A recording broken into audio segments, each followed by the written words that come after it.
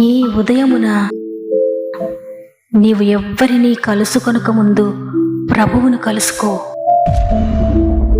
నీవు ఎవ్వరినీ చూడకముందు ప్రభువును చూడు. నీవు ఎవ్వరితో మాట్లాడకముందు ప్రభువుతో మాట్లాడు. నీవు దేనిని వెదకకముందు ఆయన రాజ్యమును నీతిని వెదకు.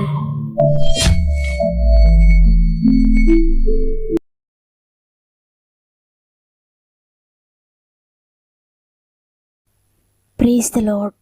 గాడ్ ఫస్ట్ అనే ఆధ్యాత్మిక కార్యక్రమంకు ప్రతిదినము మానక వింటున్న మిమ్మల్ందరినీ ప్రభునామములో మరొకసారి ఈ కార్యక్రమునకు ఆహ్వానిస్తూ మీ అందరికీ నా యొక్క ప్రత్యేకమైన శుభములు తెలియజేస్తూ ఉన్నాను. దేవుని బిడ్డలారా, ఈ ఉదయాన్ని మీరందరూ ఎలా ఉన్నారు? అత్యంత కృపగలిగిన ప్రభువులో మీరంతా బాగున్నారని, ఆయన రెక్కల చాటున మీరందరూ సురక్షితంగా ఉన్నారని నమ్ముతున్నాను. ఆయన మిమ్మల్ని ఒంటరిగా విడిచిపెట్టే దేవుడు కాదు. కాబట్టి ఈ విషయములు ఎలా ఉన్నా కన్నీరు కార్చకండి, దుఃఖపడకండి. ఎందుకంటే మనకు యేసయ్య ఉన్నారు. ఆయన ఎప్పుడు నేను విడిచిపెట్టాడు. ఆపత్కాలంలో నమ్ముకునేదగిన సహాయకుడు ఆయన. సాతాను నీకెన్ని అబద్ధాలు చెప్తున్నా సాతాను సిగ్గుపడేలా నేను వాగ్దాన్ని నమ్ముతున్నాను, దాన్ని రిసీవ్ చేసుకుంటున్నాను. యేసునామములో నీ ఓడిపోయావని శత్రువుని ఎదిరించి రిసీవ్ చేసుకోండి. మీ జీవితంలో నెరవేరబోతుంది. మీకేమైనా ప్రార్థన అవసరం ఉంటే కామెంట్స్ ద్వారా నాకు తెలియచేయండి.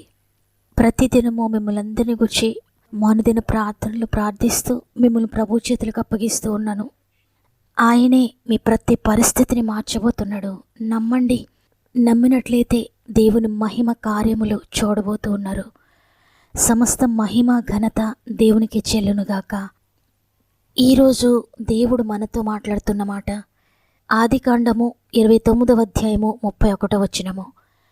లేయా ద్వేషింపబడుట యెహోవా చూచి ఆమె గర్భము తెరచెను. ఆమేన్. ఈరోజు ఈ మాటలు వింటున్న ప్రియ సహోదరి, ప్రియ సహోదరుడా, ఒకవేళ మీరు ద్వేషించబడుతూ ఉన్నారేమో, వెలివేయబడిన స్థితిలో ఉన్నారేమో, ప్రభు నీతో మాట్లాడుతున్నారు. ఈ ప్రత్యేకమైన వాగ్దానం నీ కొరకే దేవుడు సిద్ధపరిచాడు. మనం నమ్మిన దేవుడు దిక్కులేని దరిద్రుల ప్రార్థన నిరాకరింపక వారి ప్రార్థన వైపు తిరిగే దేవుడు. నేల నుండి దరిద్రులను పైకెత్తువాడు, పెంటకుప్ప మీద నుండి బేదలను పైకెత్తువాడు. ఆయన సంతులేని దానిని ఇల్లాలుగాను, కుమారుల సంతోషం గల తల్లిగాను చేసే దేవుడు. ఏకాంగులను సంసారులుగా చేసే దేవుడు. దిక్కులేని వారి పక్షంగా వ్యాజ్యమాడే దేవుడు.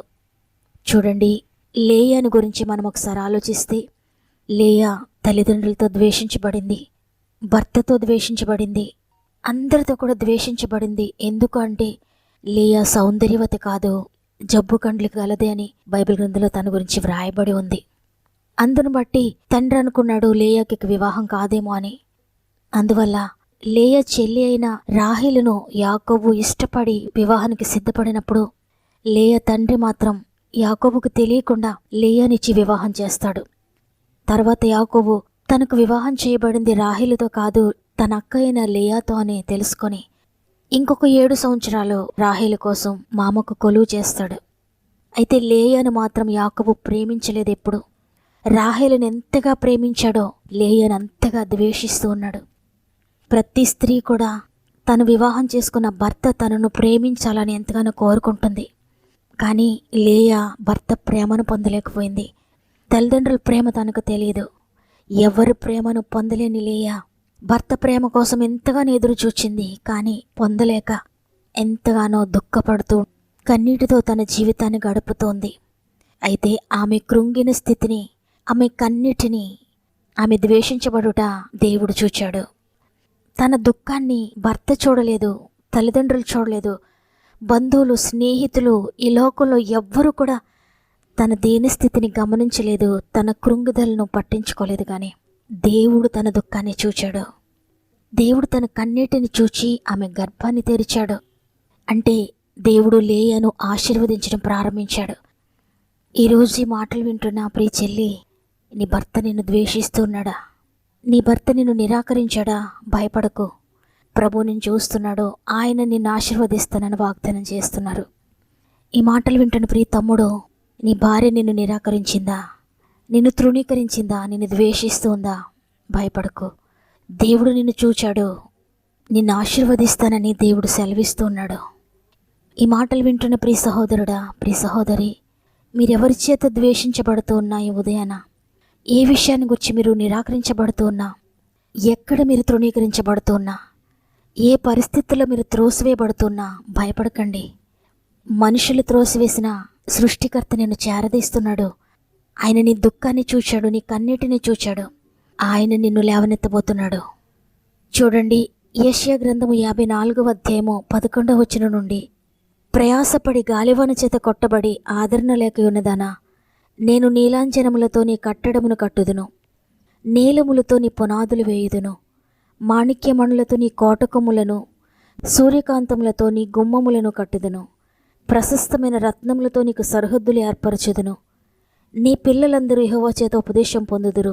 నీ పిల్లలకు అధిక విశ్రాంతి కలుగును. నీవు నీతి గలదానవై స్థాపింపబడుదువు. నీవు భయపడనక్కర్లేదు. బాధించువారు నీకు దూరముగా ఉందురు. భీతి నీకు దూరముగా ఉండును, అది నీ దగ్గరకు రానే రాదు. ఈ వాగ్దానాలన్నీ కూడా ఈ మాటలు వింటునే మీ కొరకే. నీవు ద్వేషించబడడాన్ని బట్టి ఇంతవరకు నీవు ఏ ఆశీర్వాదము చూడలేకపోయేవేమో, కానీ ఇక నుండి నీ జీవితాన్ని కడతాను, నీ పిల్లల్ని నేను ఆశీర్వదిస్తాను అని. ఒకవేళ ఈ మాటలు వింటున్న నీకు పిల్లలు లేరని, నిన్ను ద్వేషిస్తూ ఉన్నారా, నీ స్వంత వారే నిన్ను వెలివేస్తూ ఉన్నారా, నిన్ను అనరాని మాటలు అంటూ ఉన్నారా, గర్భం తెరవబడలేదు, నీవు గొడ్రాలు అని నిన్ను బాధిస్తూ ఉన్నారా, ప్రియ దేవుని బిడ్డ భయపడకు. దేవుని ప్రణాళిక నీ మీద ఉంది. దేవుడు నిన్ను చూచాడు, నీ జీవితంలో అద్భుతం చేస్తూ ఉన్నాడు. నీవు నమ్మినట్లయితే నీ వయసు దాటిపోయినా, నీ పరిస్థితులన్నీ క్లోజ్ అయిపోయినా, నీవు అనారోగ్యంతో ఉన్నా, ఇక ఏ హోపు లేకపోయినా దేవుడు నీ గర్భాన్ని తెరవబోతున్నాడు. నమ్ముట నీ వలనైతే నమ్మువానికి సమస్తము సాధ్యమే. దేవుడు లేయాను చూచి లేయ గర్భము తెరిచాడు. ఈరోజు నిన్ను చూస్తున్నాడు, నీ గర్భాన్ని తెరవబోతున్నాడు. నమ్ముతావా? నమ్మినట్లయితే ఆనాడు హన్నా మందిరానికి వెళ్ళి ఏ విధంగా కన్నీటితో ప్రార్థించిందో, దేవుడు తనకు జవాబిచ్చేంత వరకు ఏ విధంగా పట్టుదలతో ప్రార్థిస్తూ ఉందో, అదేవిధంగా నీవు కూడా ప్రార్థించు. దేవుని కార్యము నువ్వు చూడబోతున్నావు. నీవెంతగా ద్వేషించబడ్డావో అంతగా దేవుడు నిన్ను ఆశీర్వదించబోతున్నాడు. లేయ జీవితాన్ని ఇంకా క్రిందకు చదివితే అంతగా ద్వేషించబడిన లేయను దేవుడు ఎన్నుకున్నాడు. లేయ గర్భంలో నుండి యోధా అనే కుమారుడు జన్మించాడు. యోధా వంశంలో నుండి యేసుప్రభువారు వచ్చారు. దేవుని బిడ్డలారా, యేసుప్రభువారి వంశావళికి కారణమైంది లేయ. నీవెంతగా ద్వేషించబడుతున్నావో అంతగా దేవుడు నిన్ను ఆశీర్వదించబోతున్నాడు. రక్షకుని వంశావళికి మూలమైన స్త్రీగా లేయను దేవుడు ఏర్పాటు చేసుకున్నాడు. ఈరోజు నీవు కూడా ఆయనకు లోబడితే, లేయవలే నీవు కూడా దేవుని వైపు చూస్తే, ఆయనకు మొరపెడితే, దేవుడు నిన్ను కూడా నీ బంధువుల మధ్యలో, నీ కుటుంబంలో, నీ స్నేహితుల మధ్యలో, నీవెక్కడ ఉంటున్నావో అక్కడే నిన్ను ఉన్నతమైన స్థితిలో ఆయన నిలవబెట్టబోతున్నాడు. వారందరి మధ్యలో నిన్ను ప్రత్యేకించబోతున్నాడు ఆయన. నీవు ప్రత్యేకమైన దానవు కాబట్టి, నీవు ఒకవేళ నీ వారితో ద్వేషించబడుతున్నావేమో, నీ భర్తతో ద్వేషించబడుతున్నావేమో, నీకు గొప్ప బహుమానం ఉంది. భయపడొద్దు. ఎవరైతే నిన్ను ద్వేషిస్తూ ఉన్నారో వారికి దేవుడు త్వరలోనే నిన్ను గురించి తెలియజేయబోతున్నాడు. నిన్ను ఆశీర్వదించి నీ జీవితంలో గొప్ప కార్యము చేసి వారందరూ నీకు సాష్టాంగపడే విధంగా పరిస్థితులన్నీ మార్చబోతున్నాడు. నమ్మి ప్రార్థనతో వాగ్దానాన్ని రిసీవ్ చేసుకోండి. కన్నీరేలమ్మా, కరుణించో యేసు నిన్ను విడువబోడమ్మా. కలవరపడకమ్మా, కరుణించో యేసు నిన్ను విడువబోడమ్మా. కన్నీరేలమ్మా, కరుణించో యేసు నిన్ను విడువబోడమ్మా. కలవరపడకమ్మా, కరుణించో యేసు నిన్ను విడువబోడమ్మా. నీకెవరూ లేరని, ఏం చెయ్యాలేవని అన్నారా నిన్ను నిరాశపరిచారా. పురుగంటి వాడనని, ఎప్పటికీ ఇంతేనని, నా బ్రతుకు మారదని అనుకుంటూ ఉన్నావా? నేనున్నానన్న యేసు మాటను మరిచావా? కన్నీరు నాట్యంగా మార్చును చూస్తావా? నేనున్నానన్న యేసు మాటను మరిచావా? కన్నీరు నాట్యంగా మార్చును చూస్తావా? కన్నీరేలమ్మా, కరుణించో యేసు నిన్ను విడువబోడమ్మా. కలవరపడకమ్మా, కరుణించో యేసు నిన్ను విడువబోడమ్మా. కరుణ చూపే కలత మాన్పే, కరుణ చూపే కలత మాన్పే, యేసే తోడమ్మా. కన్నీరేలమ్మా, కరుణించో యేసు నిన్ను విడువబోడమ్మా. కలవరపడకమ్మా, కరుణించో యేసు నిన్ను విడువబోడమ్మా. ఈ ఉదయం అందరం కూడా ఒక్క నిమిషం ప్రభు సందులో మోకరించి ప్రార్థన చేద్దాం. వీలున్న వారందరూ దయచేసి నాతో మోకరిస్తారా? తండ్రి, నీకు వందనాలు. దీనులను లేవనెత్తే గొప్ప దేవా, మరి ఒకసారి నీకు కృతజ్ఞత చెల్లిస్తున్నాను తండ్రి. తృణీకరించబడిన వారి పక్షంగా ఉండే దేవుడవు, ద్వేషించబడిన వారి పక్షంగా నిలిచే దేవుడవు, నిరాకరింపబడిన వారిని లేవనెత్తే దేవుడవు తండ్రి. ఈరోజు ఈ మాటలు వింటున్న వారు ఎవరైతే ద్వేషించబడుతూ ఉన్నారో, నిరాదరణకు గురై దుఃఖంతో ఉన్నారో, సహోదరులను సహోదరులను అందరినీ కూడా మీరు లేవనెత్తుతున్నారు నమ్ముతున్నాను తండ్రి. ప్రతి కుటుంబమును దర్శించండి, ప్రతి బిడ్డను దర్శించండి. ఎవరైతే పిల్లలు లేరని నిందను మోస్తూ అవమానాలు భరిస్తూ ద్వేషించబడుతూ ఉన్నారో, ప్రతి గర్భము మీద యేసు రక్తము ప్రోక్షించుకుంటున్నాను. ప్రతి గర్భము నజరేయుని యేసు నామములో తెరవబడునుగాక. ఎంతమంది అయితే నమ్మి మోకరించి ప్రార్థిస్తున్నారో ప్రతి ఒక్కరిని పరలోకపు శక్తి తాకునుగాక, పరిశుద్ధాత్మ శక్తి తాకునుగాక. పరిశుద్ధాత్ముడా, నీకు అసాధ్యమైంది ఏది లేదయ్యా. గర్భఫలం యెహోవా ఇచ్చు బహుమానము, ఆ బహుమానముని అడ్డగించే శక్తి ఈ లోకంలో ఎవ్వరికీ లేదు. ఏ దుష్ట శక్తికి లేదు, ఏ రోగానికి లేదు.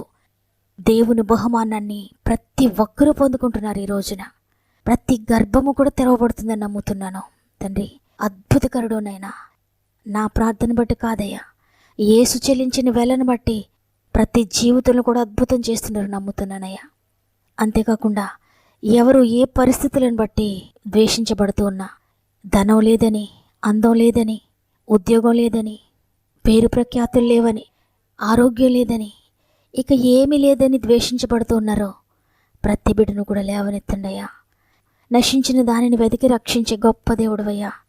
ఎవరైతే దుఃఖంతో ఉన్నారో, కన్నీటితో ఉన్నారో ప్రతి ఒక్కరికి మీరు తోడుగా ఉన్నారని, ప్రతి ఒక్కరి పక్షంగా మీరు ఉన్నారని నమ్ముతున్నానయ్యా. ఏ విషయాన్ని గూర్చి అయితే వారు ద్వేషించబడుతూ ఉన్నారో అదే విషయంలో వారిని పైకి లేవనెత్తండి అయ్యా. ఆ విషయంలోనే వారిని ఉన్నత స్థితికి తీసుకువెళ్ళండి అయ్యా. మా ఆత్మీయ కుటుంబం అంతటిని నీ చేతులకు అప్పగిస్తున్నాను. సృష్టికర్త, మీరు ఏ విధంగా మలుస్తారో నాకు తెలియదు, ఏ విధంగా వారి జీవితాన్ని లేవనెత్తుతారో నాకు తెలియదయ్యా. ప్రతి విషయంలో నుండి కూడా మీరు లేవనెత్తి చక్కటి సంతోషకరమైన భవిష్యత్తును మీరు ఇస్తున్నారని నమ్ముతూ ఈ దినమును ప్రారంభిస్తూ ఉండగా మా ఆత్మీయ కుటుంబం అంతటికీ తోడయండి.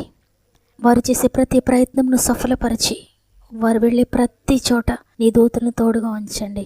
ఎగ్జామ్స్ కొరకు ప్రిపేర్ అవుతున్న బిడ్డలందరినీ కూడా నీ ఆత్మతో నింపి, నీ జ్ఞానముతో నింపి ముందుకు నడిపిస్తారని యేసయ్య పరిశుద్ధమైన నామములో అడిగి వేడుకుంటున్నాను తండ్రి. ఆమేన్. దేవుని చిత్తమైతే మరల రేపు అందరం కలిసి ఆయనను స్తుతిద్దాం. అంతవరకు ప్రభు మీకు, మీ కుటుంబాలకు తోడయుండి నడిపించునుగాక. God bless you.